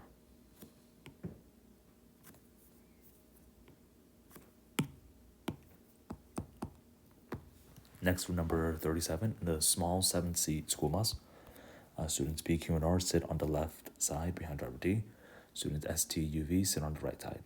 The long bus starts at 9 a.m. Every 10 minutes, the students move forward 1 seat, except for student 1 moves to seat 7 and student 4 moves to seat 3. The first such move occurs at 9:10 a.m. and at 12:05 p.m., which 2 students are in seats 1 and 4. So essentially, the students are just shuffling the seats around. After 10 minutes, P will be at 7, and then 4, student S will be at this place here. So essentially, they just shuffle back. The person in seat 1 goes to seat 7, and 4 goes to 3. So the person in the front just goes to the back, and they just keep shuffling seats after every 10 minutes. So that's a pattern here. The first person goes to the back. every 10 minutes. So since you have 7 people here, after 70 minutes, you have the original again. You just restart. And 70 minutes is 1 hour, 10 minutes. So this is our set. So if you start at 9, from 9 to 10, you have, just one shuffling or one cycle. Then from 10:10 to 11:20, this is the second cycle. And then from 11:20 to 12:30, this is your third cycle. So that's past 12:05, because 12:30 is past 12:05. So you have to kind of go backwards here. For students, you have P first, then Q, R, S, T, U, V. So you just want to go backward. Instead of person 1 going to the back here, you're essentially going backwards. From 12:30, you have to shuffle 1, 2, and really 3 times, because you go from 12 o'clock to 12:10. 12:05 is in between that. So at 12:05, that will be the same seating as 12 o'clock. So you have to shuffle back 3 times.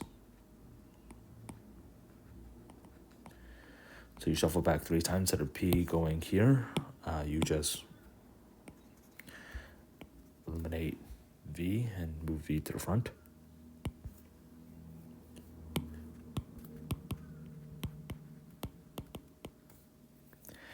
And then from here, that's 1, you move U to the front.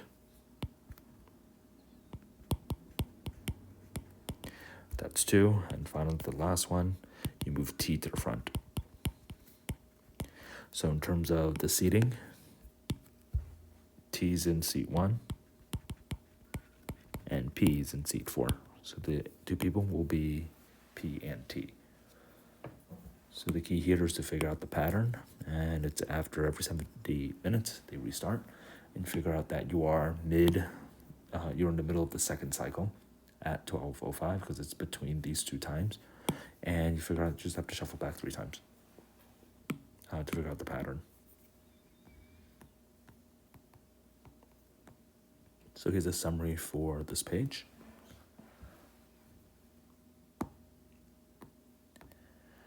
All right, next for number 38, how many different right triangles with integral side lengths have one side of 40? So integral just means integer, and integer just a whole number. So this is just Pythagorean theorem, which states that if you have 2 sides, A, B, and C, A squared plus B squared has to be equal to C squared. And you want to figure out which one can have 40 as one of these whole numbers. So this is your triplets. So for example, in a 3, 4, 5 special right triangle, this is your 3, 4, 5 triplet. You can multiply everything by 10 to get 30, 40, and 50, where the 40 is the whole number. But what you can also do is multiply by 8. That's 24, 32, and 40. And this 40 could also be the hypotenuse as well. So you don't really, know all of them. So you have to list it out. What you can also do is to set up Pythagorean.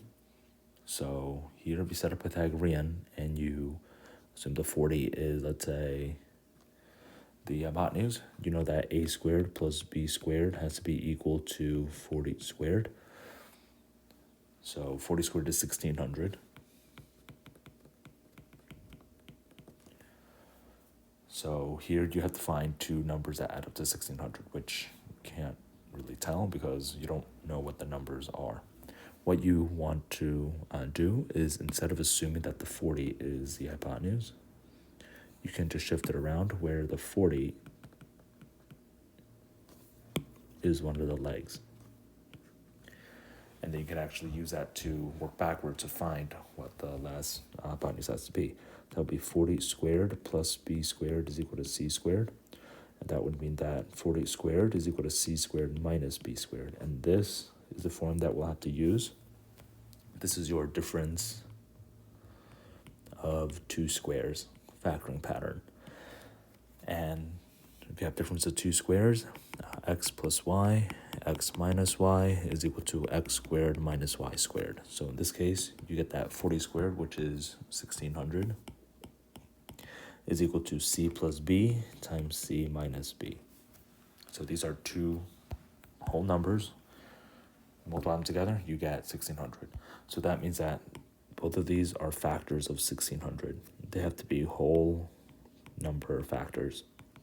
So that's what you'll have to do. You have to list out all the whole number factors of 1600. You have 1 and 1600. You have 2 and 800. 3.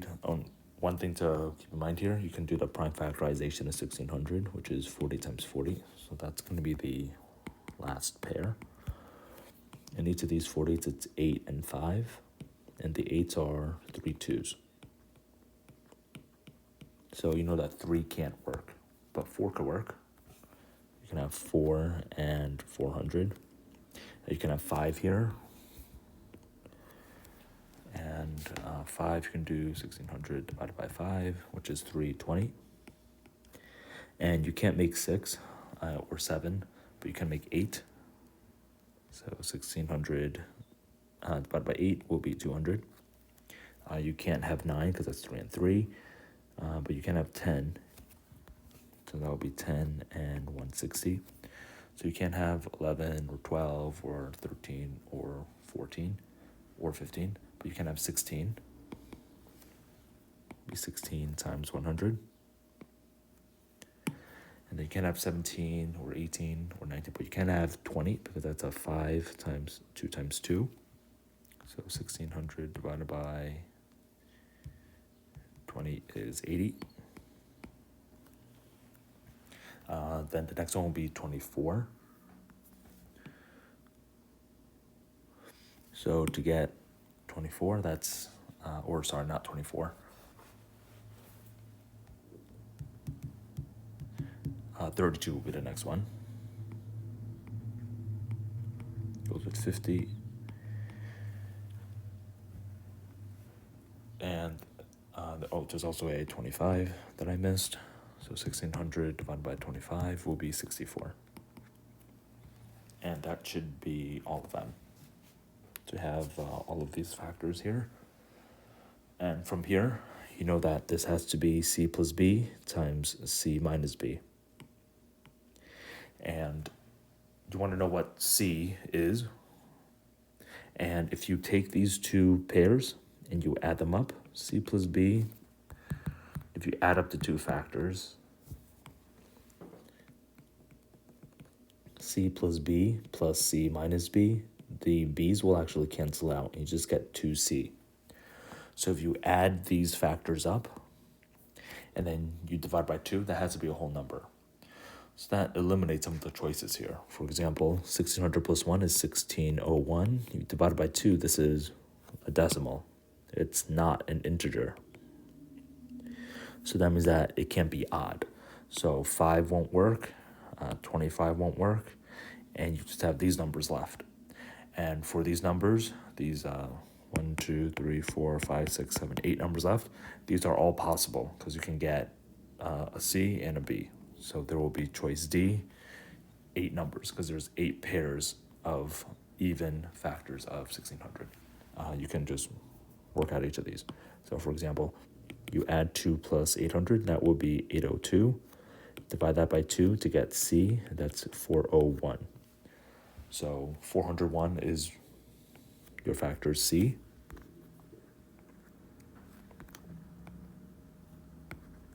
And to get the other factor B, you just have to subtract 401 from any of these sums. So the difference between 800 and 401 is 399. So the other factor will be 399.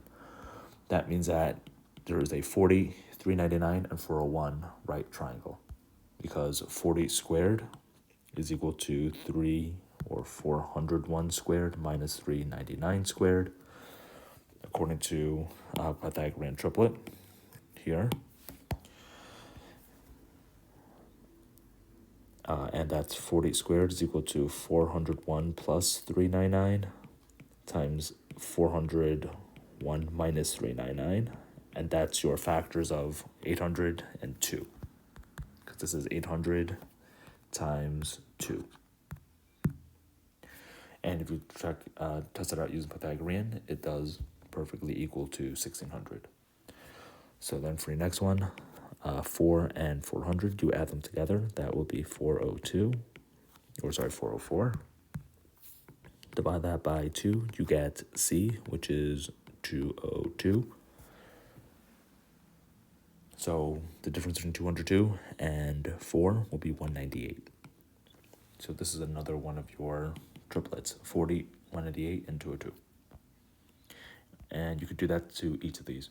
Eventually the last one, 40 and 44, you add them up. 40 plus 40, that is 80 divided by the 2. That would be a 40, so that would be 4C.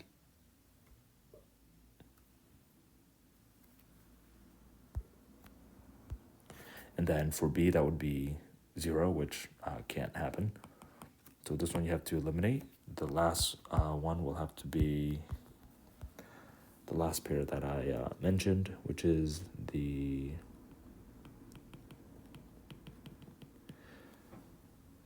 where the 40 is a hypotenuse. And that's this one here. So this is the one that is not shown in this list. So you have 7 triangles here, where the 40 is the leg, and you have one in which 40 is the hypotenuse, or the longest side.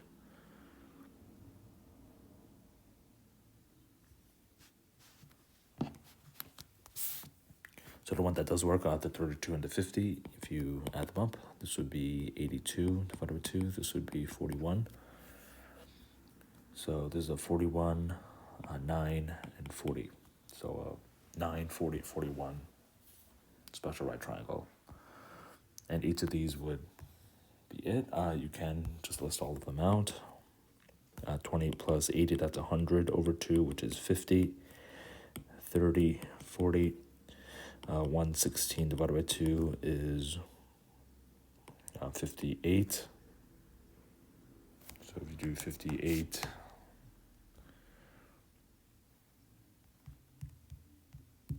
minus the 16, that would be 42.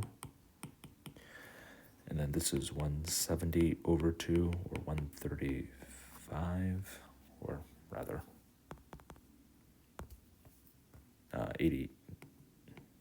85. And then subtract 10, that would be 75, and 40. And if this is 208 over 2, or 104, 104 minus the 8 is 96, and 40. So each of these are your triplets.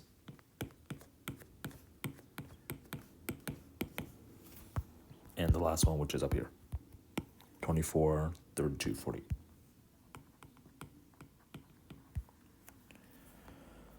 So that's how you use a Pythagorean theorem to do this question. You really just break this down into factors of 1600. A factor tree can definitely help you out here. All right, next for number 39. Among the 8 teams in the final collegiate basketball tournament, Harry hopes that IL, or Illinois, I'm assuming, will be the new champion of quarterback. Those 8 teams are paired into 4 games. The local newspaper picks 4 of these teams to win. So the Post-Dispatch picks these 4, and then the Tribune picks these, and the Daily Planet picks these. So who does Illinois play in the quarterfinals? So when you pair them up, if you have a newspaper that predicts these 4 will win their quarterfinals, that means that MU and UW cannot play against each other, because both of them will advance to the next round. So you have to use the process of elimination to figure out who Illinois will play. And it helps here to draw a giant grid.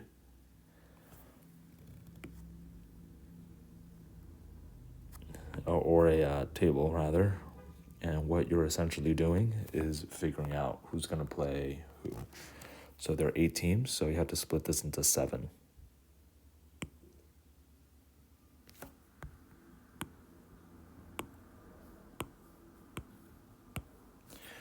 also have to break this down vertically as well.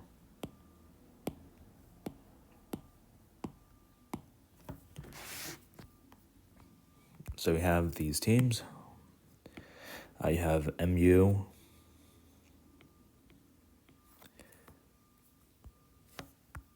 UW, FL, and UConn. Also put them vertically as well.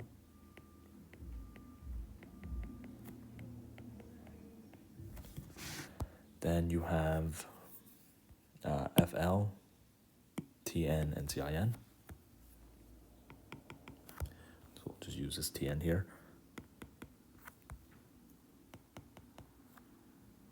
Sorry, I put FL twice. So let's erase that.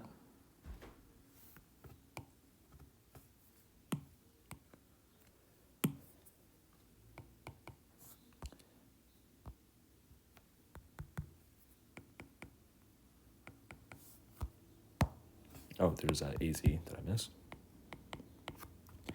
And the last team, of course, is Illinois, or IL. So just a process of elimination here. So, for example, the first newspaper says that these 4 teams will win. So you know that MU can't play UW. Oh, and also they can't play themselves. So the diagonal, you just cross out. The team can't play itself in the quarterfinals. And you know that MU can't play UW. So UW can't play MU. MU can't play Florida. And FL can't play MU. And MU can't play UConn because they both advance. To have that down, then you have, you already did UW and MU, so you have UW and Florida. They can't play each other. And a UW also can't play UConn. And finally, the last one, you can't have Florida and UConn as well. So those are all crossed out. So you do the same thing for the next round. You want to try FL and UConn, which you already did, but FL and TN and FL and CIN, they can't play each other. So for Florida, they can't play TN, they can't play CIN. And same as the other way, TN can't play FL, and CIN can't play FL either. And then you have UConn, TN, they can't play each other. And then UConn and CIN.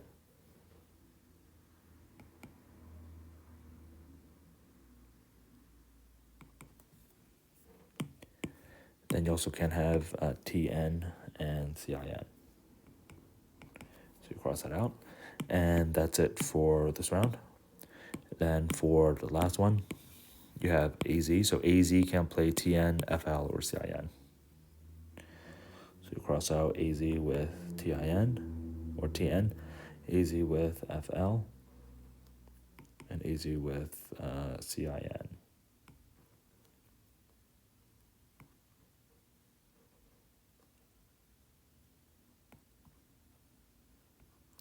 And now with Florida, or FL, you see that they can't play 7 of the teams except for the last one, which is IL.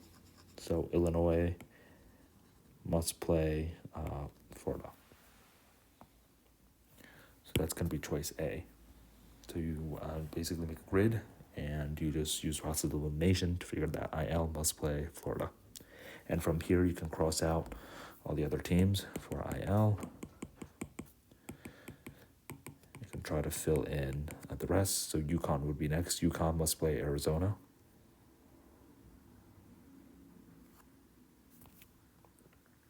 Then, etc., etc. All right, next for number 40. From the center of a 15 by 15 array of 1 by 1 squares, a 3 by 3 array of 1 by 1 squares is removed. From the remaining squares, how many 2 by 2 squares are there that are unions of 4 1 by 1 squares? So the 2 by 2 essentially looks like this. So how many of these 2 by 2s do you see in a 15 by 15? So draw a really large 15 by 15. And there's a square that's missing in the middle. That's 3 by 3.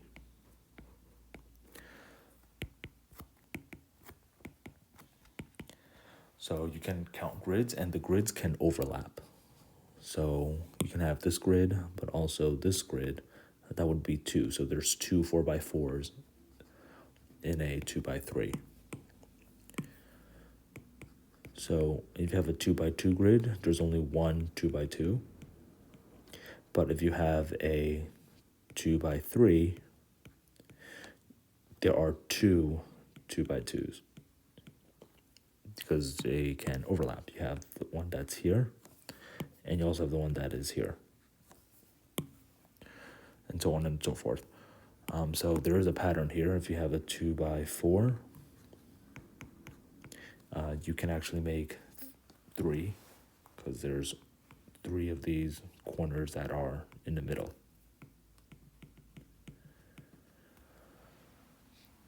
So the idea is you have to kind of subtract 1 from one of the edges from each one of the length or width, and then you get the answer. So for 2x2, that's really, to get 1, that's 2 minus 1 times 2 minus 1, or just 1 times 1. If you have a 2x3, there's 2 dots here because it's 3 minus 1 times 2 minus 1, and that's 2 by 1. And for 4x2, that's really 4 minus 1 times 2 minus 1, and that's 3 by 1, which is 3. So there's 3 dots here. And if you expand this to a 3x3, that's 3 minus 1 times 3 minus 1, or 2 times 2, which is 4. So there's 4 of these dots here. So you can make 4 of those squares. You have 1, 2, 3, and 4. So that's the idea here. And what you can do to break up the shape is to split this up into 2 sections. And each of these will be 6 by 15. Because 6 plus 3 plus 6 has to be equal to 15.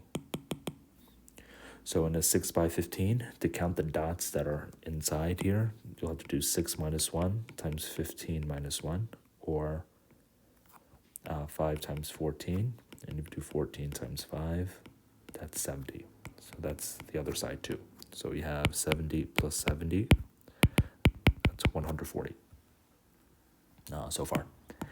And then here you have a 6 by 3, because again, this 6 plus this 3 plus this 6 has to be equal to 15. So to figure out the number of squares, 2 by 2s in this region and this region as well, that's 6 minus 1 times 3 minus 1, or 5 times 2, which is 10. So there's another 10 plus 10, you have 160.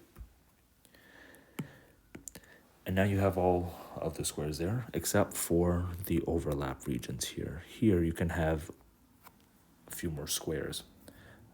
In this region of just 2 by 6, you can actually make another set of 5 of these 2 by 2s, because this is 2 minus 1 times 6 minus 1, or 1 times 5. So you can make 5 of these squares within the border.